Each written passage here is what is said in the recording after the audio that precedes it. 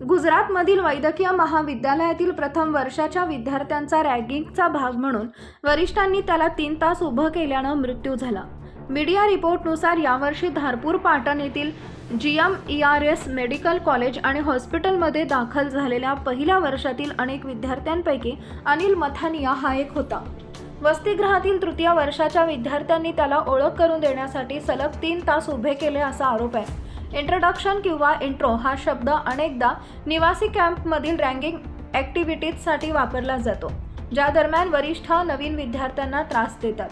3 तास उभे राहिल्यानंतर अनिल बेशुद्ध होऊन खाली पडला असा आरोप आहे। त्याला हॉस्पिटलमध्ये दाखल करून 3 तास उभे करून पोलिसांसमोर जबाब नोंदवला, त्यानंतर लगेचच त्याचा मृत्यू झाला।